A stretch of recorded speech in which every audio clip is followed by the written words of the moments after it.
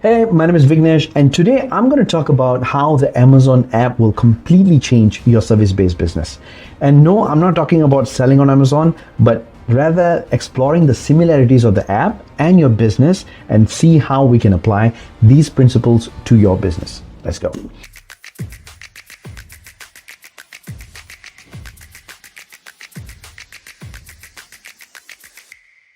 So, why an app?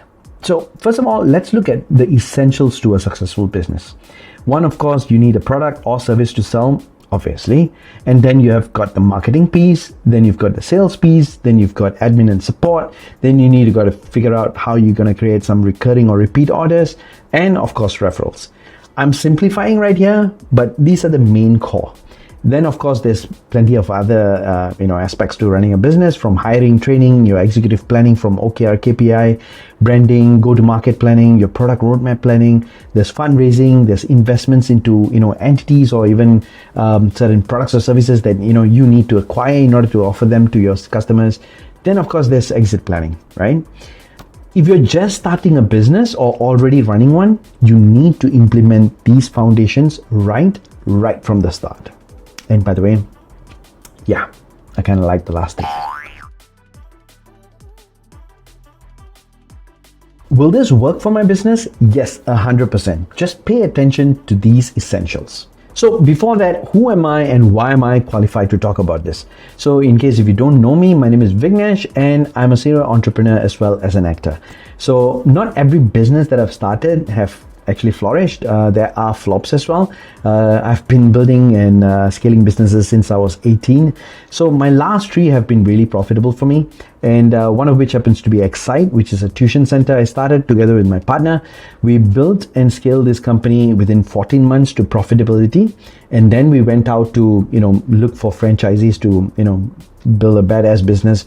But the first guy who came over, he said, why don't I acquire? We kind of loved the idea and we said, why not? Let's just do it. So within 14 months, we found our exit. The other one is Expedite Transportation and Logistics Services. So this was a traditional manpower kind of a business where we were supplying riders to restaurants and of course, huge F&B operations.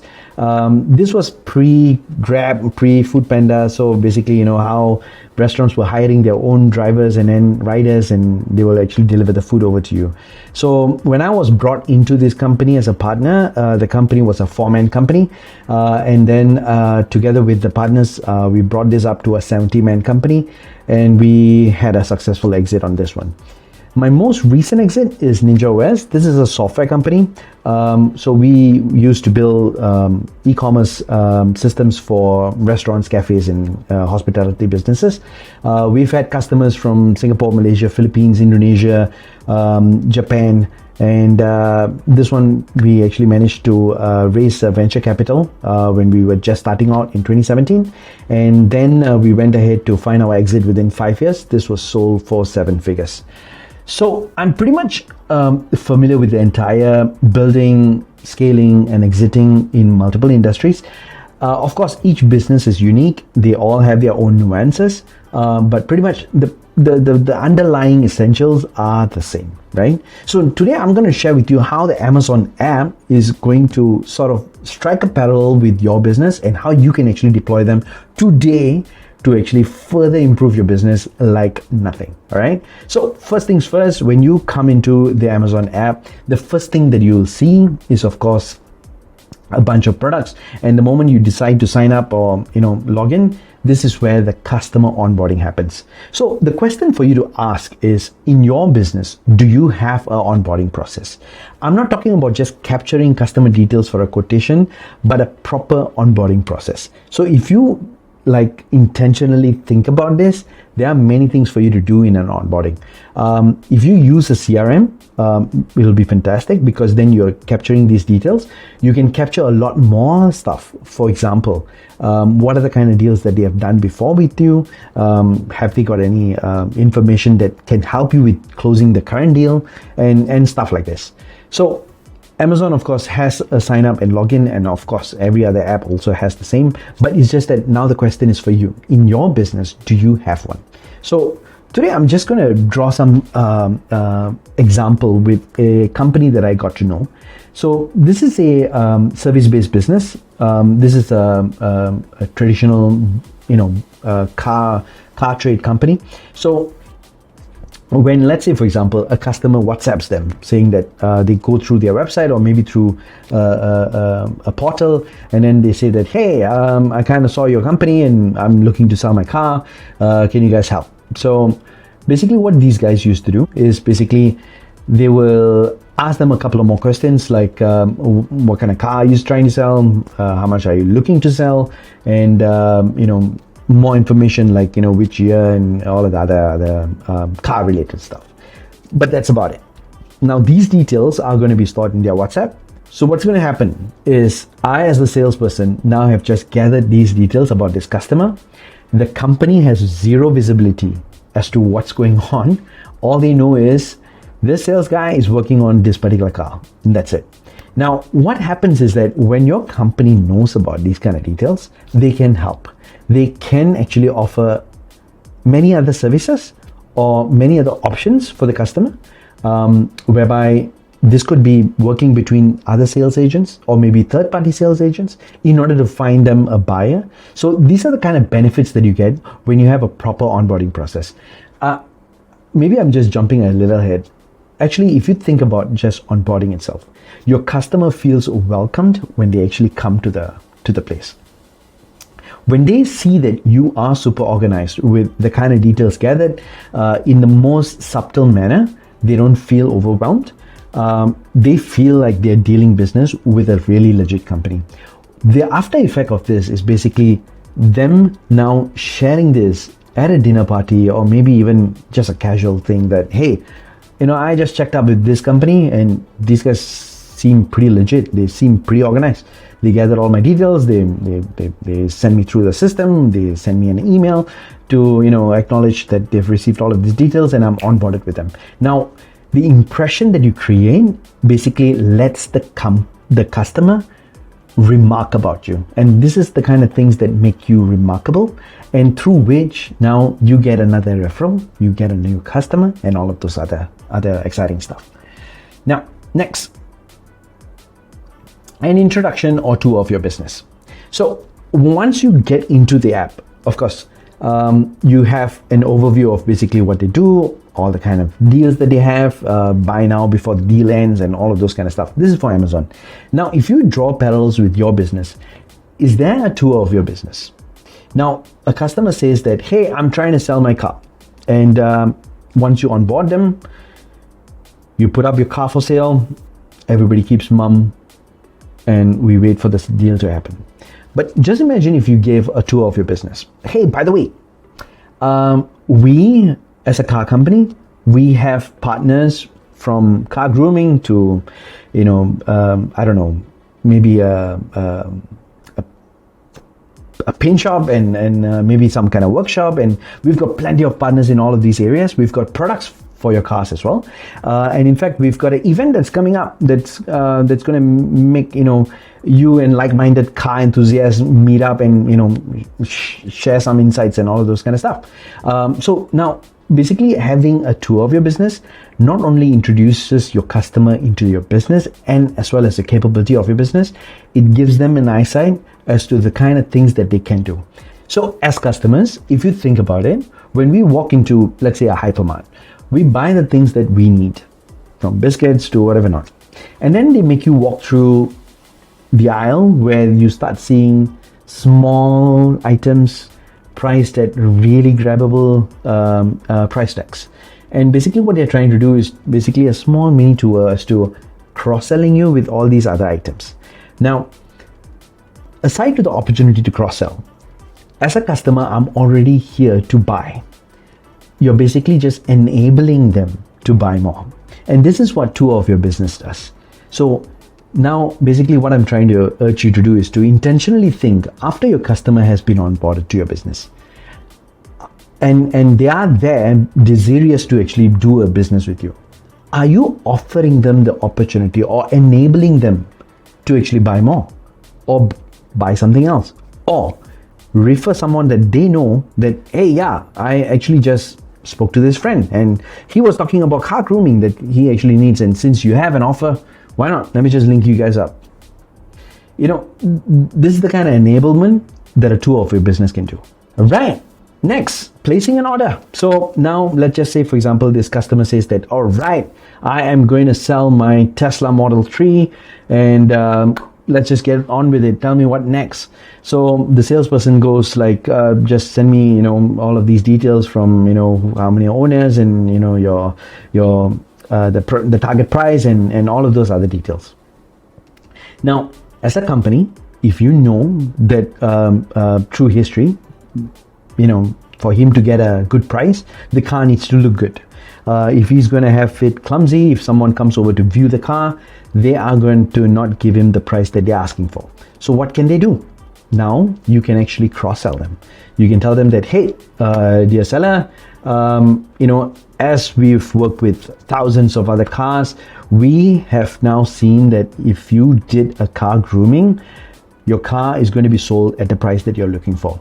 And even if there's some kind of negotiation, we can still sort of justify the fact that, you upkeep the car like pristine condition and you don't need to worry about anything after you buy the car.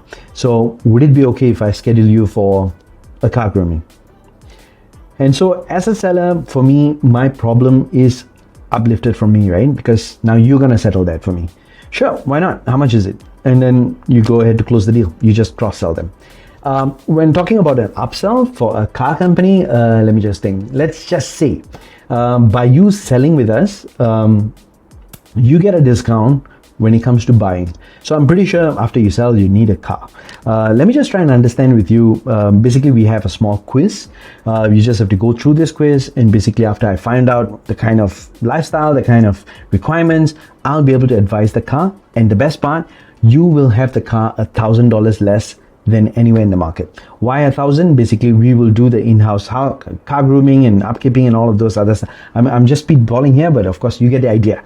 Basically, when you put some intentional thought process to a customer placing an order, to cross-selling, to upselling, you will be able to create new products and services or packages and bundles for them to actually purchase, by which you are now increasing LTV, you're also increasing the average checkout. Right, so thank you for your order. So now, if you think about it, for the Amazon's app, after I've gone through a purchase, basically it gives me a page where I can buy it again.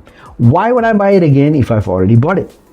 Through history, that means they have data that people do buy it again. That's why they're offering this as an option. I'm pretty sure people who bought it, they enjoyed it, maybe they buy it again, give it to somebody. I'm not sure, but then again, that's an option. Next, you've got write a product review, then you've got create a video review, and there's view order details, and of course there's download receipt. So what they've done is intentionally thought through the entire process that after a customer has made a purchase, these are the kind of things that they can do to benefit themselves as well as for the customer. Now, if you think about it, are you doing any of these? Or are you doing one or two of these? Because typically for service-based businesses, what happens is the moment I've delivered my product or service, it's hands dusted, I'm moving on to my next customer. Now, this is where I would like to urge you to start thinking, how can I incorporate these few things so that it benefits our company as well as for the customer? These can be delivered in a simple email or even an SMS. They need not be done manually. These can be done via automation through SMS, WhatsApp, or even email. All right, receipt. So receipts as we know it, if they're given physically, of course, they're going to be crushed and thrown away. And why is receipt important? Now, if you think about it, receipts are an interesting way for you to get into your customer's inbox, whether it's email or SMS. Now, what can a receipt do other than the fact that you can actually just understand, oh, I did a business with you. You can now use the receipt to create a recurring order. So I'm pretty sure you would have been exposed to a receipt where it says that, hey, thanks a lot for your purchase. Show this receipt to the outlet again, and you will enjoy $5 off. This is pretty common in the F&B industry. Now you can do the same for your service-based business as well. Now, let's just say, for example, if you're selling a car, you can't be coming back to selling a car. The next time around, it's not really the kind of business that, keeps turning around. But let's just say, for example, you've got a bunch of partners, from, lights to audio to electric work to car servicing and aircon and whatever not, right? what happens is now you can actually deliver them a receipt to say that, hey, thanks a lot for doing a business with us. Now show this receipt to any of our partners. You can just give them a web link, any of these partners, and enjoy 5% off. Now you can have a deal with your partners where you earn 10-15% of whatever that they deal with, and you're basically just giving them a cashback of 5%. This is just one way to actually look at it. Of course, there's many ways to look at it depending on your business and the kind of conflict that you want to actually achieve. But receipts are a huge important portion when it comes to generating some kind of a referral into your business. All right, transaction history and order tracking. Now, why is transaction history and order tracking important? Is because this is part of your deliverability. Now, whether you're delivering a product or service, a customer needs to know at what stage are they at. Are they at the beginning of a customer onboarding? Have they completed customer onboarding? Are you now delivering the service? At what portion are we at? Have we completed the delivery? And are they happy with it? So this entire process is where this order tracking and transaction history actually happens. Now, if you mindfully actually tailor your deliverability, you will start thinking about things to take note of, things to actually do. For example, when your customer onboarding is complete and you've just started, let's just talk about that same car company again. Let's just say, for example, I've now onboarded. I just received a text saying that, hey, sir, we have now posted your Tesla Model 3 for sale. We've got 10 inquiries this week, and we are probably going to fix one viewing for you coming this weekend. Now, what happens as a customer is that, oh, that's amazing. Like, you guys are actually doing work. I actually want to know more. Is there a specific price did the customer say, or how's been the entire feedback? Things for me to actually converse with you. Now, what happens here is this gives you another opportunity for you to talk about other things like, hey, by the way, do you happen to have a friend who's trying to sell? If they are, I can actually give you a referral bonus of $50 or $100, depending on what your CAC is. I mean, your cost of acquisition of another customer is. Depending on that, you can offer that to that customer. So basically, as they are experiencing your order deliverability, they are excited, they are in the happy mode. This is the best time for you to ask for anything, and then you go ahead to deliver your job. I'm not saying it's going to go down, but of course, at that point in time, it's the best time for you to ask for stuff. And if you like whatever that we're doing right now, you can give us a review. All of those kind of stuff can be done during this period. And of course, even after later as well. But what I'm just trying to say is that during this transaction history and order tracking, whether the order has been completed, and for you to just, find out more about what has happened with your order, you being transparent with the customer, it basically just adds a different level of value to the customer, that they feel assured and they feel like this is a company that I will stand by to actually recommend to the people around me. All right, so cart follow-up. So these are things that are kind of unique to apps and e-commerce businesses, where let's just say, for example, you add something to cart, you did not check out. What happens is they're going to outreach to you via SMS or email and say that, hey, looks like you added something to cart, but you haven't checked out. Is there something that we can do? Some e-commerce companies, they offer them another 5% off promo for you to just go ahead that hurdle. So as a product or service-based business, have a think, like, are you doing this? And is your company enabled for you to do this? So in this example where, we spoke about this car company, right? So as a salesperson, I received this inquiry. I conversed with him, getting all of these details. I posted the car onto the platform for me to sell. The company, let's just say if I didn't have a CRM and the company did not have any of these details, the entire onus of the follow-up is on me right now. And so if I fail to follow up, that entire deal is gone.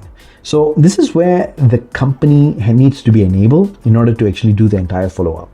So let's just say, for example, you put these details into the CRM or some kind of system within your company. And if, let's say, for example, for some reason you're busy with other new inquiries and this particular customer just went mum, you can just enable your system to do the follow-up for you. So you can actually just email them saying that, or SMS them saying that, hey dude, you actually inquired on last Wednesday, like, what's going on? Based on our history, customers who spoke to us, got their car sold within 1 month. So let us do this deal for you. So things like these. Of course, you need to think through the entire process. There are many types of cart follow-ups, whether this is directly leading up to a sale or maybe this is dealing with a cross-sell. But of course, have a follow-up incorporated and make your company enabled for it as well. Reorder follow-up. So reorder follow-up is pretty interesting. So it basically starts creating the entire recurring or reordering process. For service-based business or product-based business, if you do intentionally think about this, let's just say, for example, this car company. If I sold my car today, when am I going to sell my car again? I don't know. Maybe if you helped him buy the car, you probably know. It's between the 2 to 3 years or 3 to 5 years. Of course, your company needs to sort of gather this data, or if you don't, just send them every year, right? Insurance companies do this all the time. Refinancing companies do this all the time. So basically, every year something's going to change in your life, right? Whether this could be, your job has changed, you need to sell your car, or maybe you've got a newborn, you need to change your car, or you just hit a lottery and you want to change the car. It all depends. But then again, as long as you're at the top of mind of your customer, you can now get the business. So think through, is there a reorder follow-up? However long your horizon is there a reorder follow-up? This is something that will be useful for any business, and do think through and incorporate it within your company's capability. Promo outreach, how channels. Now, as the Amazon's app, they have access to your email, they have access to your mobile number, and of course, since you downloaded their app, they can even notify you. So what are the kind of promo outreach and channels do you have access to once the customer is onboarded? This is something for you to think about intentionally as well. So when the customer comes on board, how have I opened up for me to outreach to them? Is it only via text? And if it is just via text, is it enough for me?